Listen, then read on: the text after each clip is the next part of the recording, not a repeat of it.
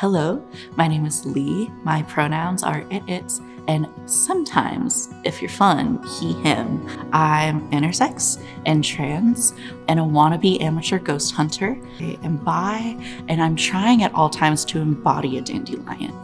I can be found doing stuff with tigers, which is trans, intersex, gender expansive, revolutionary resources and services. It's a mouthful, but that's okay because tigers have big mouths. You can find me doing resource collection and giving out.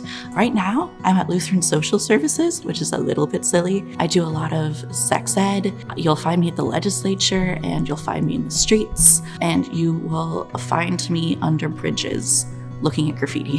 What do I love the most about myself or community?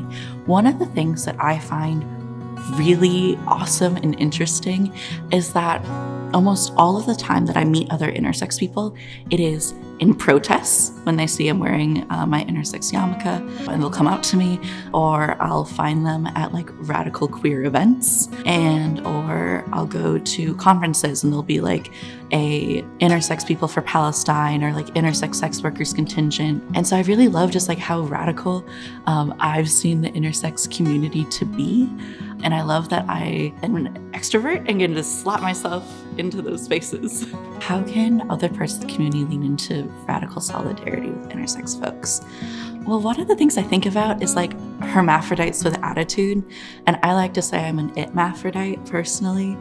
Trans folks and intersex folks have so much in similar and a lot not in similar, but we're gonna focus on the similarities. I think intersex people are very much just like, none of this is real. Like the sex binary isn't real. Like gender, we decide what it is. And it's very like fun and loosey-goosey. Once you realize that that system is made up, you're like, okay, maybe all systems are made up. So like we have Tigers Intersex Peer Support. And I think like almost everyone a part of that org is like an anarchist because everyone's just like, systems aren't real. And so I think like in being solidarity, it's just thinking about the way that systems like, are they real? In what ways do you contribute? In what ways do you find them real or not real? And like sitting with that. How anarchy and liberation are intertwined is just sort of a breakdown of hierarchy and system, and knowing that we are going to care for each other. Because in intersex community, there is no one that's going to take care of you. There is no doctor. There is really no community. You're very alone. And once you feel very alone, you're like, okay, this is wrong. I'm going to purposefully go out and build community. And so there's, okay, well, you've abandoned me. So I'm going to purposely say, okay, hierarchy is bad. If people can be abandoned, and saying, actually, abandonment is not something that I'm going to allow. I'm going to go out and purposefully build connection. And when you build connection with everyone, no one is unequal. And that's kind of what that means, that tied together means for me. I was intersex when I was a teenager, but I didn't have community until I was like 20. And I remember going into Interconnect's intersex conference in Minneapolis, and I got to meet intersex people for the first time, and I didn't have to explain a single aspect of my identity, which is something that I've had to explain for years. Like everyone was disabled and autistic and weird, and I didn't have to explain a single part. And my world just like expanded, it blew open. I was like, oh, this is the better world we talk about when we say it could be possible. And I had imagined it, but like it's a different thing to imagine it than have it be real and in front of you and tangible. And that really made me go, great, I need to very purposefully like rebuild this all of the time, every day. Queer joy is that I have like kind of a foster kid who is about to turn 18, and on his 18th birthday, he's having his found family each write a letter of the word hope, and getting that tattoo because creating found family was the first time that he felt at home. Queer joy is also seeing like, I have a family member who is a little non-binary kid, and seeing them like be really non-binary at prom was like really exciting. Finding little moments of connection. Like if I go into a store and I'm like, that cashier is definitely gay. Or if I'm driving, I feel bad. It's not catcalling, but I'll roll down my window. I'm like, you have such cool hair. I hope you have a great day. And I'm like, it's not catcalling. It's different.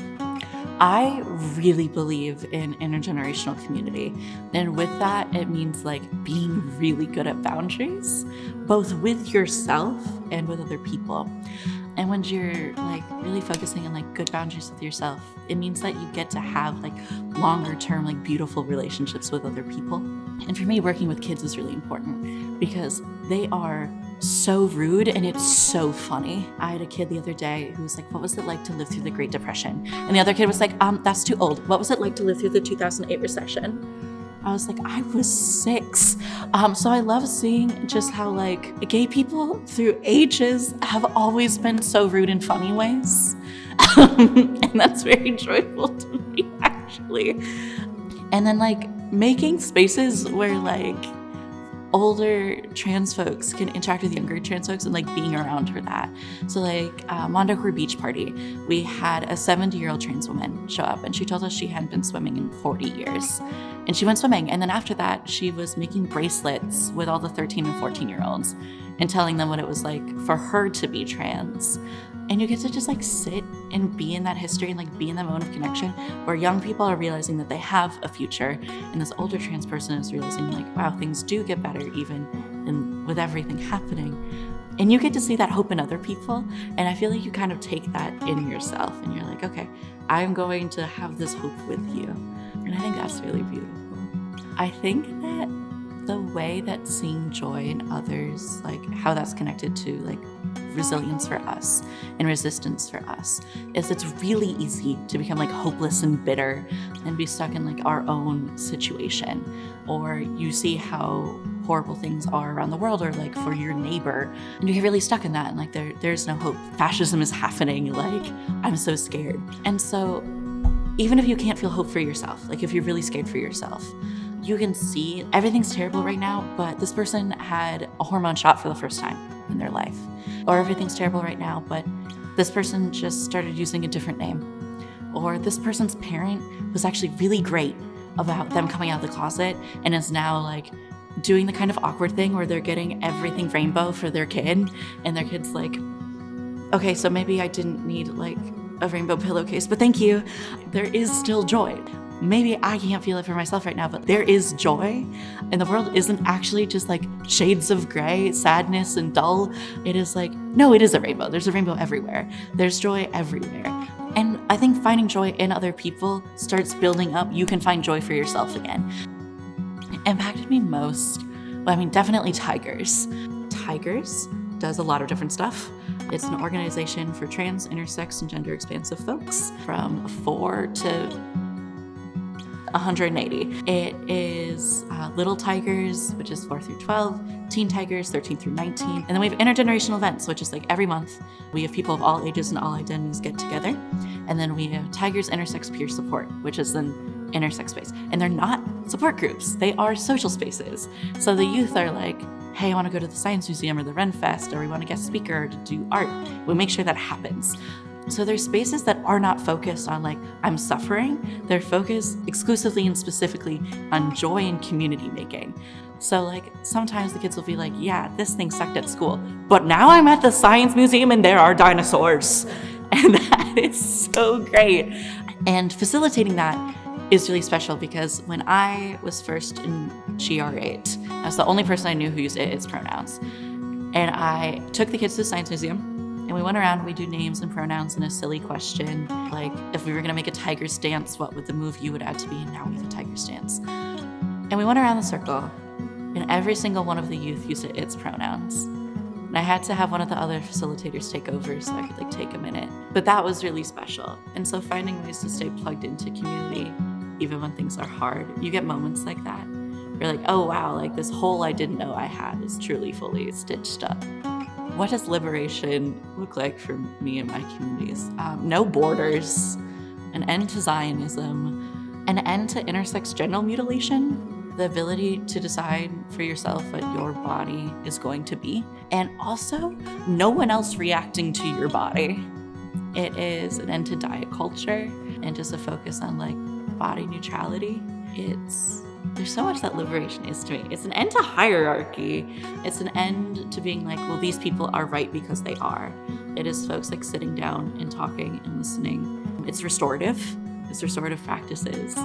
The thing that I want trans and intersex people to hold on to is we have always made it through and we always will. We have recorded like trans and intersex and queer history since the beginning that recordings are able to take place. First Jewish person in Canada was a trans man. And that's the history that we know. And we don't know what happened to that person. We don't actually know. We know it's like 6 specific facts, and that's all we know. But we know that that person existed.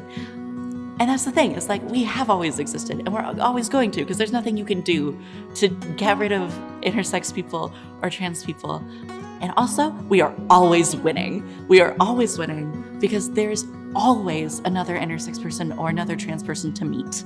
There's always one other person in community. There's always like one moment of joy or like one moment of euphoria that will happen, and it's always going to happen. And so we're always winning. And that's what I want people to hold on to, is there's always family to be made, always family to be found, always family to create. And that's what I want people to hold on to.